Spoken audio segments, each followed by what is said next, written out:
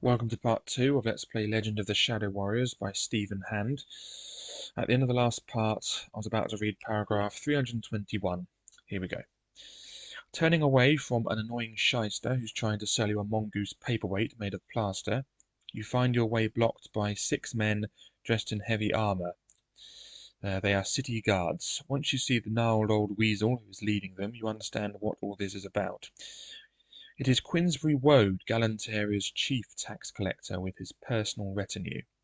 Woad produces a scroll from the depths of his overlarge robes and says, "Captain, I am hereby authorized to serve you with this bill of taxes, which must be paid forthwith. In lieu of satisfactory fiscal settlement, I have an open warrant for your arrest." He presents you with the scroll and continues. The original balance, charged at compound interest half-yearly and at a fixed annual percentage rate for 5 years, comes to 568 gold pieces precisely. Do you have the money? You clearly do not have and cannot afford to pay such a vast sum. Now you regret ever returning to the capital. But what will you do? You could plead poverty and let the guards arrest you, turn to 199. Try to bribe Queensberry Woad, turn to 299, or turn on your heels and make a run for it, turn to 338. And there he is. Okay, we're going to make a run for it and turn to 338. You give Queensberry a shove so that he totters back into his guards, and they all fall over in an untidy heap. The troops raise the alarm, and the taxman squawks with rage. Never has he been so humiliated in his entire life. Rather than restrain you, however, the bystanders just stand there, laughing loudly and long at the pompous official's plight. Before the guards can regain their feet, you flee.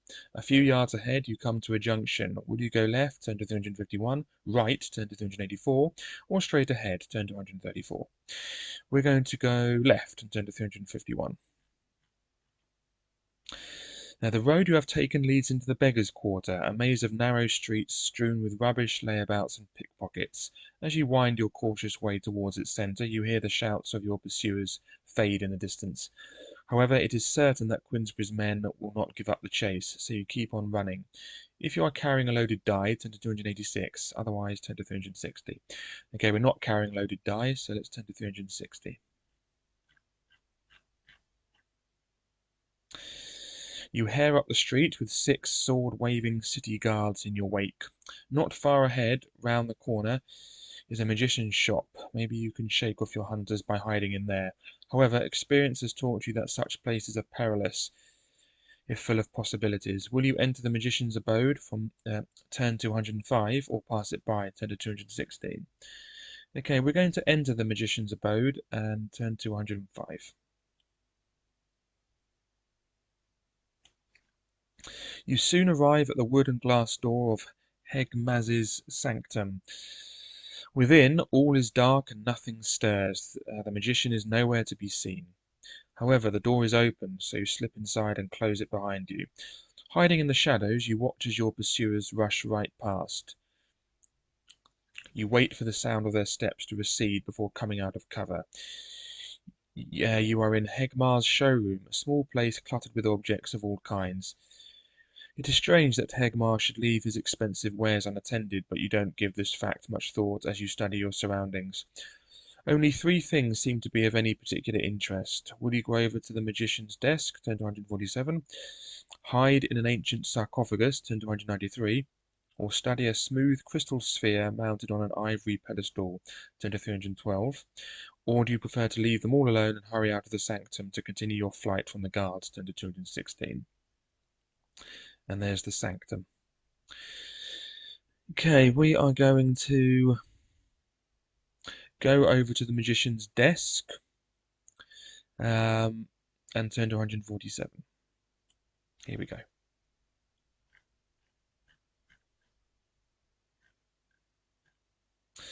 Lying on the desk, you find a freshly written document. The ink on the vellum page is still wet. You read the text. It is copied in a hand which grows increasingly spidery and fraught. The dream circus has come to Royal Lendal. This innocuous-seeming little troop has spread its evil for over a year now, passing from village to village across Galantaria, unaware that I have been keeping a watch on its movements, awaiting the moment to act. The plan is clever. I can only hope to uncover its architect before matters come to a head. Wait, my door opens and 3 circus people enter. They know, they know.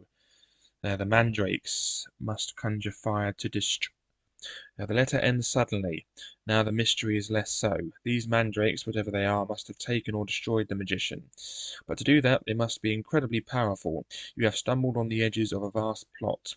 Add Hegmar's warning to your adventure sheet.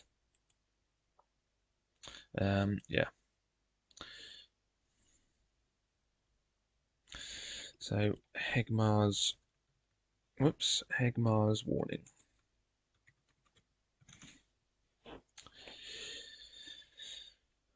Okay, let's keep going.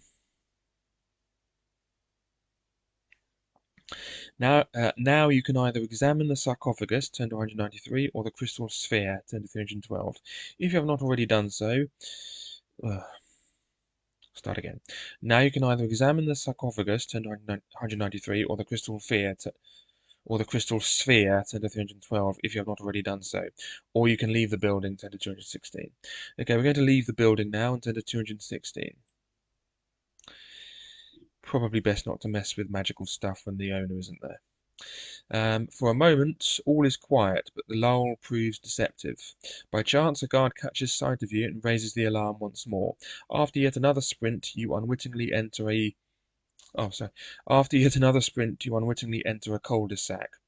Ahead, excuse me. Ahead of you, bordered by a low wall, are the green and pleasant grounds of a small temple. To your left is the entrance to a narrow alleyway, this dingy path lined on either side by lofty walls. Heads in the general direction of the city's east gate. Will you enter the temple grounds, turn to 164, or the pathway, turn to 196? Okay, we're going to enter the temple grounds and turn to 164.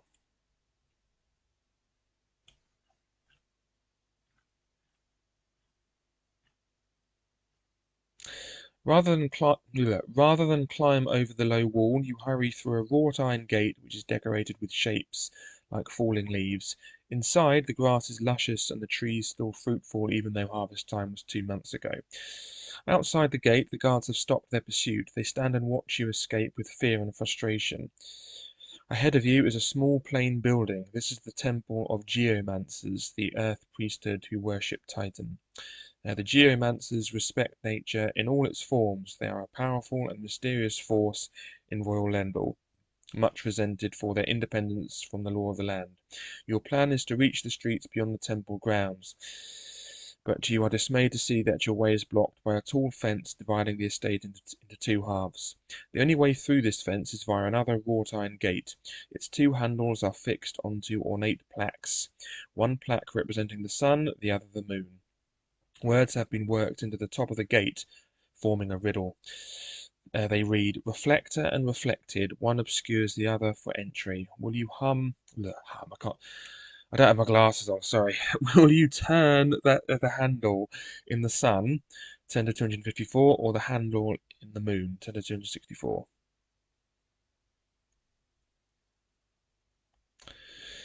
Okay, we're going to turn the handle in the sun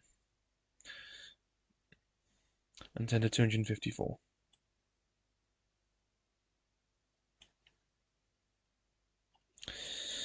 You have chosen wrongly. A mystic force shoots painfully up your arm and stuns you. Deduct 2 points from your stamina. Yeah, if you notice the riddle, it stated that the reflector and the reflected, that's moonlight, isn't it? Because the moon is a reflector of the sun's light. Yet we chose the wrong one, but on purpose, mind, because that's what I have written down in my notes. Okay. The force also alerts those who dwell within the temple. 3 sickle-wielding geomancers arrive and drag you into the temple's anteroom, beyond which no outsider may go. They hold you there until their master, the arch druid, appears. Like them, he is clad in robes of shimmering white. but is more aged rather, and splendid. He declares through his massive silver beard, though your coming has been foretold, you have trespassed on forbidden lawns. You must accept the challenge of the wise Earth Mother. The reward is freedom, the penalty is death. And before you know it, the three geomancers force you to your knees and interlock their sickle blades to form a razor-sharp triangle around your neck. The aged master continues, I call up the challenge of the Earth Mother. On your head be understanding, equal length between. Wait a minute. I call up the challenge of the Earth Mother. On your head be understanding, equal length between, yet unequal in length. What are we? The equinox or the solstice? If you think the answer to his conundrum is the equinox, turn to 380. If you think the correct answer is the solstice, turn to 332.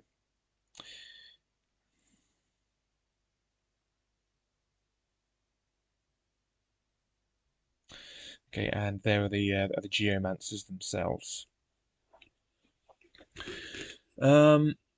We think the correct answer is the solstice, so we're going to turn to 332.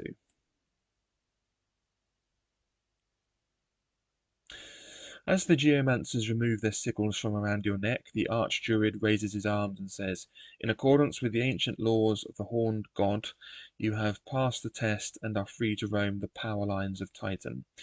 We have enacted our destinies and can do nothing more. Take this. He pins a small brooch in the shape of a green leaf on you. It is a token of the Earth Mother's goodwill. Times are changing and the Mother is threatened. You are the one who will help. This has been foreseen.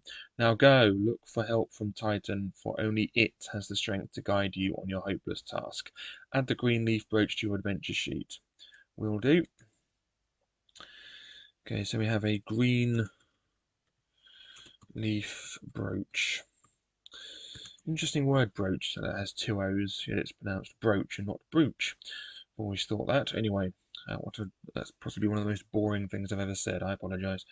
Anyway, the archdruid's servants lead you to a gate at the back of the grounds.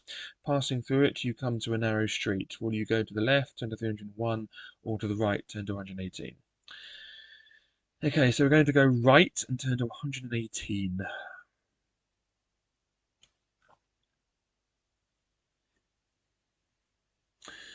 The street opens out onto a round court which is jammed solid with people.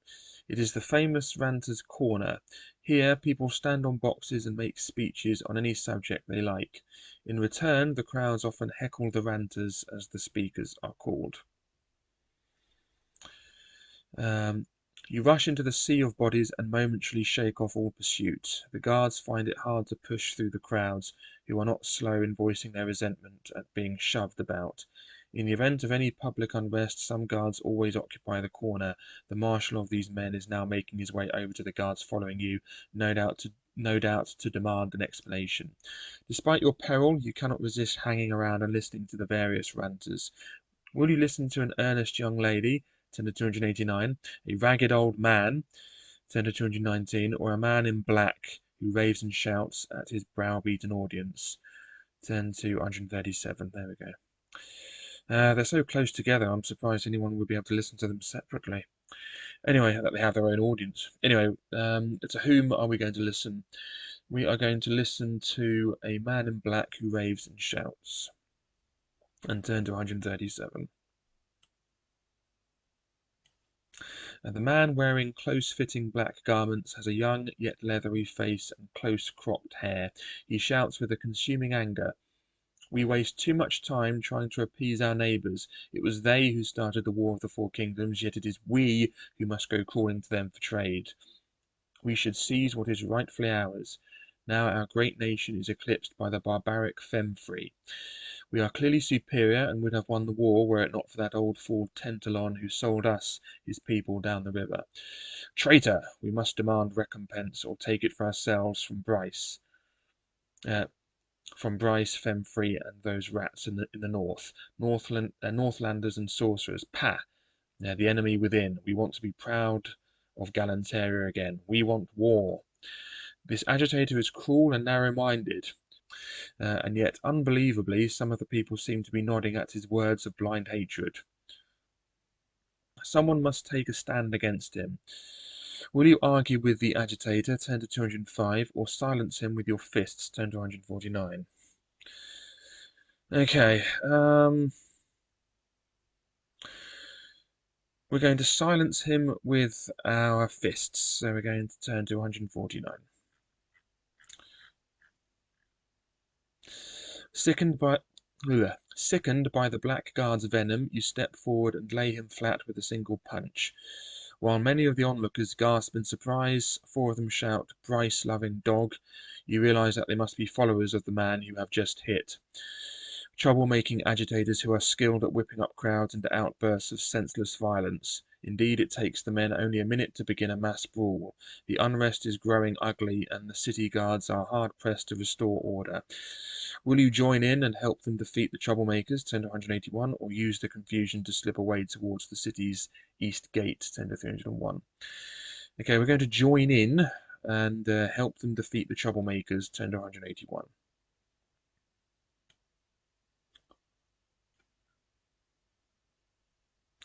You see that you can do most good by defeating the toughest of the agitators. This huge brute is cutting a swath of blood through bystanders and city guards alike. There is no room for mercy with such villains. Agitator, skill 8, stamina 7. If you win, turn to 370.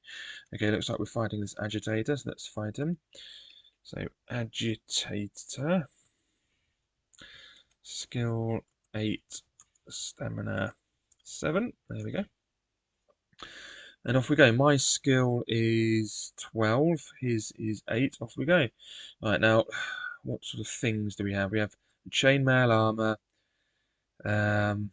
Minus... Oh yeah, that's testing skill. That's not the attack strength, is it? Okay, ring of agility. That's testing skill as well. Okay, so it's just normal.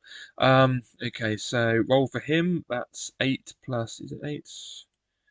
Affirmative. Okay, so 8... plus 7 is 15. I get 24. So 15 to 24.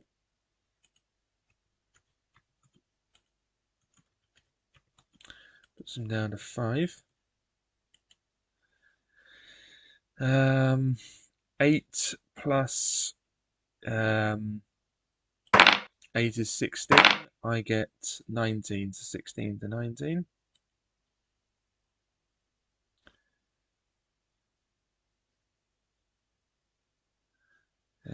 Yeah, 16 to 19, sorry. I'm just thinking 16 to 19. Puts him down to 3. Okay, 8 plus 7 is 15. I get 16. So 15 to 16.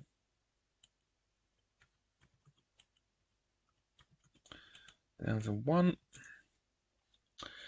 And then 8 plus 8 is 16. I get 19. 16 to 19.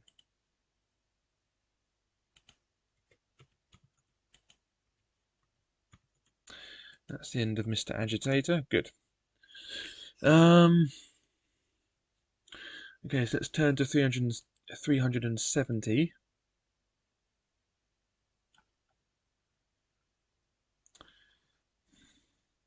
The fight is a long and hard one, but the city guards eventually regain control. Many people have been injured, and some, including all the agitators, have been killed. The guard marshal tears the dead leader's black tunic open, exposing the mark of chaos branded on his chest. Moreover, the corpse is wearing a magic pendant which made all but the strongest-willed of listeners susceptible to his foul utterances. Was it really that foul? He was just one of the many servants of evil. Blimey, I mean, was he that evil? He was just one of the many servants of evil who were being sent to upset the uneasy alliance between the 4 kingdoms. Satisfied, the marshal turns to you.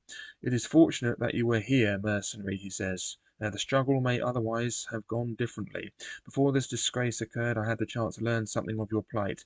Therefore, as a reward for your efforts here, I grant you a scroll of civic pardon. From now on, you are free of your debt to the city. Restore 1 luck point and add the scroll of civic pardon to your adventure sheet. Okay. Scroll of civic pardon. Okay, and we don't need the luck point, do we? No. Okay. After all this commotion, you decide that you had best be on your way to meet Mendocan's party. If you want to leave the city by the south gate, turn to 272. If you'd rather leave by the nearer east gate, turn to 60.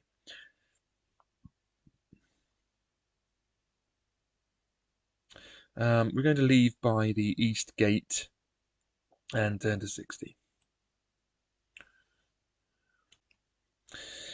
Okay, I forgot to mention that this book is missing a page. And seeing as I don't actually own a copy of this book, I can't read, at least I think I can't read paragraph 60. So unless the page is somewhere on this in this book,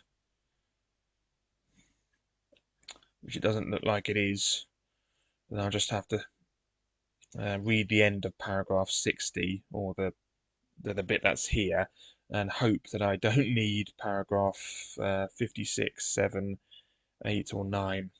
Anyway, sorry about that. Anyway, cart standing unattended. A few citizens are wealthy and cultured enough not to throw their litter out of the window. Instead, they save it for the Lendal rubbish collectors who take it to a large quarry just beyond the city wall. Gate wardens always stand watch over the 4 city gates as a matter of course, but now they could also be on the lookout for you. Therefore, you reckon it may be a good idea to sneak aboard the rubbish cart and hide among all the garbage. That way you might just be able to slip through the gate unseen. If you decide to climb aboard the cart, turn to 126, but if you would rather approach the east gate in a more noble manner, on foot, turn to 301. Okay, we're going to approach the east gate on foot and turn to 301.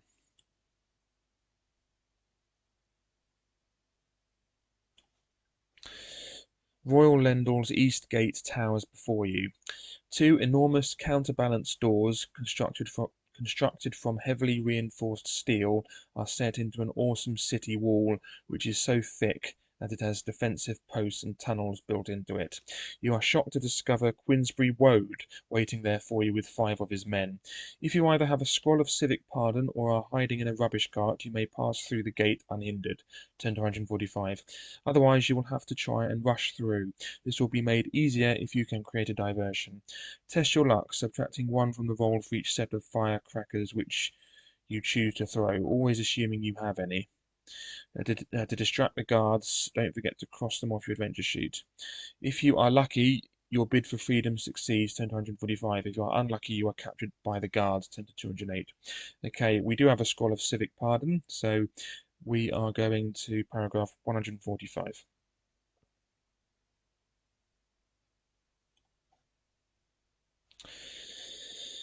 Okay, you run to the meeting place and are pleased to find Mendocan and his 2 friends waiting for you. One of them is very old, making the ensuing journey painfully slow. To make up for this, you have to walk long into the night and are all very tired when you reach the Magyar Pass. This, the narrowest stretch of the trade route, is little more than a rocky path. On the left looms a sheer rock face, and on the right runs a deep crevice, about 6 yards wide and 5 times that deep. On the far side of the crevice is another path. By common agreement, all traffic from Lendal uses the path on which you are, while all traffic going to Lendal uses the far path. As you walk through the pass, the Magyar walls blot out the moonlight and the shining stars above. Suddenly, a dreadful cry pierces the air, followed by another and another. The villagers cringe in terror while you prepare for combat. Then you see them coming along the path towards you. 5 riders on hellish steeds, whose hoofs make the very earth quake, and who race to crush you underfoot. Their robes billow and their long hair flows in the wind. Even though they wear strange metallic masks, you can see that their skin is decayed and their eyes are black, bottomless pits of death. Mendocan wails, we are doomed, the shadow warriors are upon us. The others run, but their flight is a futile one. They are swiftly put to the sword. But the warriors, they are real after all. Will you stand and fight them, turn to 190, or admit that you cannot hope to fend off all 5 united and flee, turn to 28? Okay, we're going to admit that we can't fight them and live, and live or whatever. So yeah, we can't. Yeah, I'm going to admit that we can't hope to fend them off all 5. Why can't I say this? I'm going to admit that I cannot hope to fend off all 5 united and flee. Turn to 28. There we go. So we're turning to 28, and there they are. Oh, there, that was a real tongue twister there. All right, 28. I'm so annoyed with that missing page.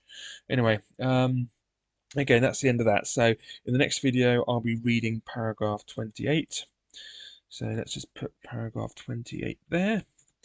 And then, so just in case we can't remember, and hope to see you next time. Thanks a lot, and goodbye.